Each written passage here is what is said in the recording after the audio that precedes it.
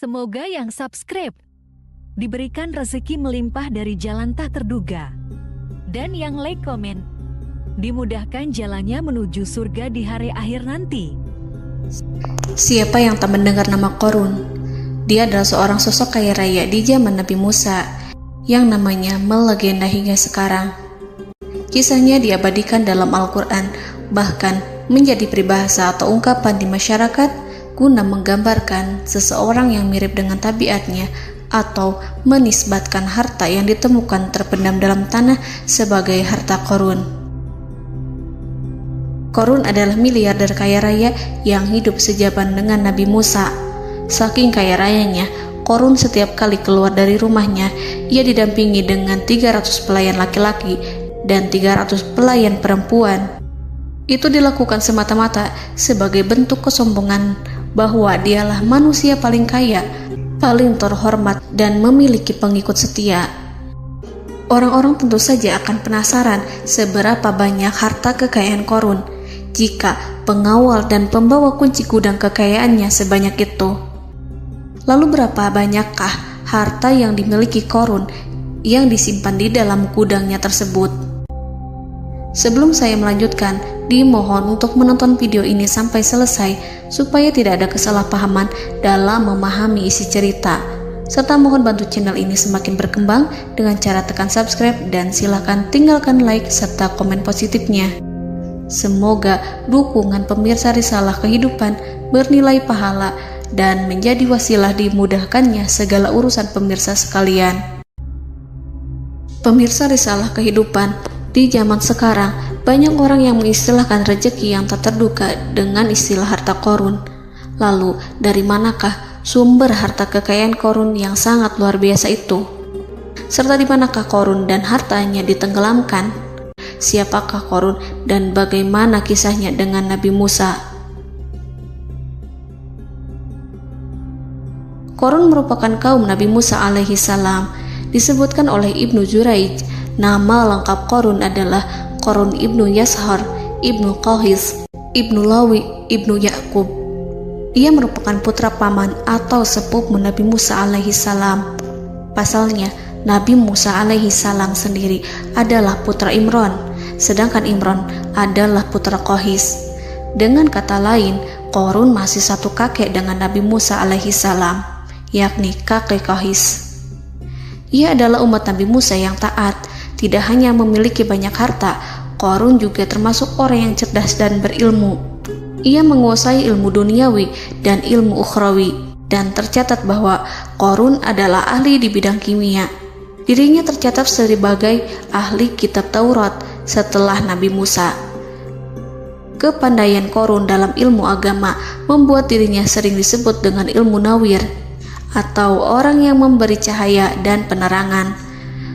Suaranya terkenal merdu dalam membaca kitab Taurat. Selain itu, Qorun juga lihai dalam berbisnis. Ia mengetahui trik investasi yang menguntungkan, serta jalur perdagangan internasional yang strategis di zamannya. Kekayaan Qorun begitu banyak, sebagaimana tercatat dalam surat Al-Qasas ayat 76. Sesungguhnya Qorun termasuk kaum Musa, tetapi dia berlaku aniaya terhadap mereka. Kami menganugerahkan kepadanya perbendaharaan harta yang kunci-kuncinya sungguh berat dipikul oleh sejumlah orang-orang yang kuat. Dalam riwayat Kaisamah disebutkan, kunci gudang kekayaan Qorun dibutuhkan 60 bigol atau sejenis kuda kecil. Ukuran kuncinya sebesar jari, bahannya terbuat dari kulit, dan setiap kunci digunakan untuk satu gudang. Maka keluarlah Qorun kepada kaumnya dalam kemegahannya.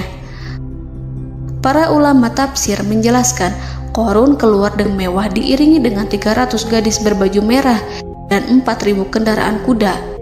Tak heran, iring-iringan Qorun itu mengundang decak kagum mereka yang gandrung terhadap harta kekayaan, sebagaimana yang terekam dalam ayat Al-Quran. Moga-moga kiranya kita mempunyai seperti apa yang telah diberikan kepada Qorun. Sesungguhnya ia benar-benar mempunyai keberuntungan yang besar. Quran Surat Al-Qasas ayat 79. Namun tak sedikit kaumnya yang mengingatkan. Ingatlah ketika kaumnya berkata kepadanya, "Janganlah engkau terlalu bangga, sesungguhnya Allah tidak menyukai orang-orang yang terlalu membanggakan diri," atau farihin. Ulama menafsirkan istilah farihin di sana juga berarti takabur, zolim, berbuat kerusakan, arogan, dan tak mau bersyukur terhadap nikmat. Mengenai dari mana asal-usul kekayaan Qorun, ada beberapa riwayat yang memberitahukan tentang asal-usul kekayaan Qorun. Sumber pertama menyebutkan bahwa jauh sebelum memiliki kekayaan, Qorun hanyalah seorang lelaki miskin yang tidak mampu menafkahi keluarganya. Anaknya sangat banyak. Lalu suatu ketika Qorun datang kepada Nabi Musa. Ia meminta Nabi Musa alaihissalam untuk mendoakannya agar Allah memberikan harta benda yang banyak. Qorun juga meminta Nabi Musa mengajarinya ilmu kimia dan ilmu-ilmu kehidupan lainnya. Qorun dikenal sebagai orang yang soleh dan mengikuti ajaran Ibrahim dengan baik, sehingga tanpa pikir panjang Nabi Musa alaihissalam menyetujui permintaannya. Allah Subhanahu wa Ta'ala mengabulkan doa Nabi Musa. Qorun diberikan kecerdasan luar biasa dan menguasai ilmu yang telah diajarkan kepadanya. Qorun menguasai teori dan praktik pembuatan emas permata dan beragam perhiasan mewah lainnya. Ia juga pakar dalam ilmu arsitektur, rancangan bangunan, penataan kota, dan lain sebagainya. Tidak lama setelah itu, hidupnya berubah. Qorun pun hidup dengan bergelimbang harta. Ribuan gudang yang dimilikinya penuh dengan emas dan perak. Namun sayangnya, keberuntungan yang didapatkannya membuatnya gelap mata. Qorun mulai hidup dengan penuh pamer, keangkuhan, dan penuh kesombongan. Kekayaan yang diberikan Allah Subhanahu wa Ta'ala membuatnya lupa dengan Sang Maha Pemberi. Qorun merasa lebih terhormat dan mulia dibandingkan Nabi Musa. Ia pun akhirnya membelot dan durhaka pada Musa. Ia mengingkari janji-janjinya dulu dan beralih menjadi pengikut Fir'aun yang setia. Loyalitas Qorun terhadap Fir'aun membuatnya diangkat menjadi kepala mandor yang membawahi ribuan pekerja. Dikisahkan bahwa Qorun bersikap semena-mena terhadap para pekerja. Ia tega memotong upah mereka. Ia melakukan korupsi demi membangun istana dan kemegahannya sendiri, dan untuk membangun gudang-gudang penyimpanan harta yang telah ia kumpulkan jauh-jauh hari. Ketika datang perintah zakat, Nabi Musa alaihissalam pergi menemui Qorun dan memerintahnya mengeluarkan zakat sebesar 1 dinar dari setiap 1000 dinar hartanya, 1 dirham dari setiap 1000 dirham, 1 kambing dari setiap 1000 kambing, dan seterusnya.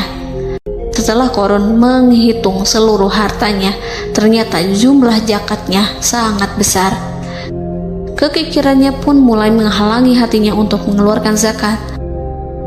Qorun enggan membayar zakat ketika Nabi Musa alaihissalam menagih zakat yang diperintahkan oleh Allah untuk ditunaikan olehnya. Ketika Qorun dimintai zakat, ia langsung marah dan tidak memberikan sedikit pun kekayaannya. Dia berpikir bahwa harta kekayaan yang dimilikinya didapat dari hasil kerja dan usahanya, dan tidak ada kaitannya dengan siapapun, termasuk Allah Subhanahu wa Ta'ala. Janji Qorun untuk lebih taat beribadah dan membantu sesama jika diberi kekayaan oleh Allah dilupakannya.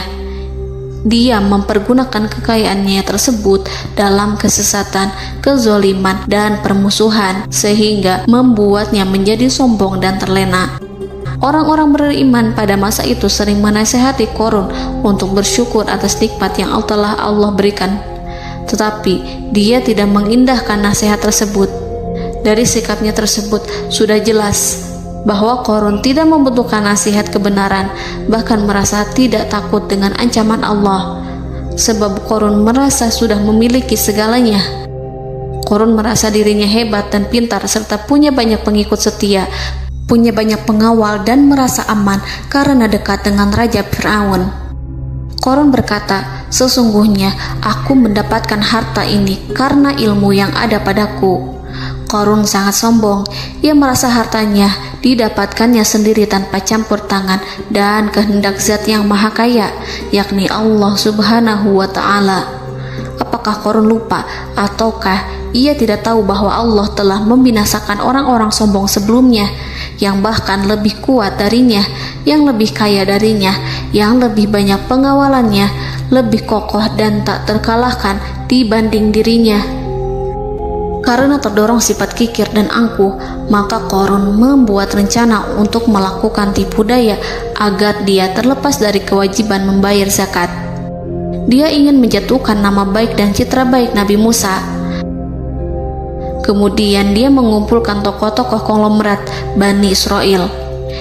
Ia berkata kepada mereka, "Wahai saudara-saudaraku, terhadap apa yang diperintahkan Musa untuk membayar zakat, apakah kalian akan mematuhinya? Sekarang dia hendak mengambil harta yang ada di tangan kalian, maka pikirkanlah suatu cara untuk menghindari perintahnya." Para pembesar-pembesar yang dipanggil kemudian menjawab, "Wahai paduka Korun, engkau lebih besar daripada kami. Kami akan melakukan apapun yang kau inginkan." Korun berkata, "Datangkanlah kepadaku wanita cantik. Aku akan memberinya hadiah besar jika ia berhasil menggoda dan memfitnah Musa." Ketika wanita cantik yang diinginkannya datang, Korun memberikan kepadanya uang muka sebagai jaminan. Ia akan membayarkan seluruh yang dijanjikannya ketika berhasil menjalankan misinya. Bukan hanya itu, Korun pun berjanji akan menjadikan wanita ini sebagai istrinya. Keesokan harinya, Korun mengumpulkan Bani Israel. Setelah itu, Korun menghadap kepada Nabi Musa seraya berkata, "Orang-orang menanti kedatangan Anda, sampaikanlah saran dan nasihat kepada mereka." Nabi Musa kemudian keluar dari rumahnya. Ia mulai menyampaikan nasihat pada umatnya. Di antara nasihatnya, beliau berkata, "Barang siapa yang mencuri, aku akan memotong tangannya. Barang siapa yang memfitnah, aku akan mencambuknya sebanyak 70 kali. Barang siapa yang tidak mempunyai istri dan dia berbuat zina, maka aku akan mencambuknya sebanyak 70 kali. Adapun barang siapa yang memiliki istri dan ia berbuat zina, aku akan rajam dia sampai mati." Korun kemudian berkata, "Apakah ini juga berlaku untuk Anda jika Anda sendiri yang berbuat zina? Apakah Anda akan menerima hukumannya?" Kemudian Nabi Musa menjawab, "Ya, meskipun saya sendiri yang melakukannya." Maka kemudian Korun memanggil wanita yang telah dibayarnya. Wanita itu berdiri di depan Nabi Musa dan Bani Israel yang telah berkumpul, mengaku sedang hamil karena berhubungan badan dengan Nabi Musa. Marahlah Nabi Musa atas fitnah kejam yang diarahkan kepadanya. Kemudian Nabi Musa melakukan sholat 2 rakaat, lalu mendatangi wanita itu dan menyumpahnya agar mengatakan siapa yang menyuruhnya. Wanita itu menjadi ketakutan. Ia bergemetar di depan Nabi Musa dan mengaku bahwa yang menyuruhnya adalah Korun. Lalu wanita itu bertaubat dan meminta maaf kepada Nabi Musa. Seketika Nabi Musa bersujud seraya berdoa kepada Allah agar menimpakan azab kepada Korun. Allah memberi wahyu kepada Musa bahwa bumi telah dijadikan tunduk kepada perintah Nabi Musa. Kemudian Nabi Musa berkata kepada bumi, "Wahai bumi, telanlah Korun beserta kekayaannya, habiskanlah semua." Kala itu Allah menurunkan wahyu kepada Musa alaihissalam untuk memerintah bumi apapun yang diinginkannya. Begitu Nabi Musa alaihissalam datang dengan wajah sangat marah, barulah Korun merajuk, "Wahai Musa, sayangilah aku." Sementara Nabi Musa alaihissalam tak bergeming. Beliau lantas berkata pada bumi, "Wahai bumi, ambillah mereka." Seketika rumah Korun mulai bergetar. Korun dan antek-anteknya mulai dibenamkan hingga bagian lututnya. Rumahnya ikut turun sedalam lutut. Korun kembali merajuk, "Sayangilah aku Musa." Rumahnya kembali berguncang. Kini Korun dan kawan-kawannya kembali terbenam hingga pusar. demikian pula rumahnya. Korun terus merajuk, "Wahai Musa, sayangilah aku." Sementara Nabi Musa alaihissalam kembali meminta bumi, "Wahai bumi, ambillah mereka." Rumah Korun berguncang lagi, sementara Korun dan kawan-kawannya terus terbenam hingga bagian tenggorokannya. Demikian pula rumahnya. Korun lagi-lagi menjerit, "Wahai Musa, sayangilah aku." Namun Nabi Musa alaihissalam tak bergeming.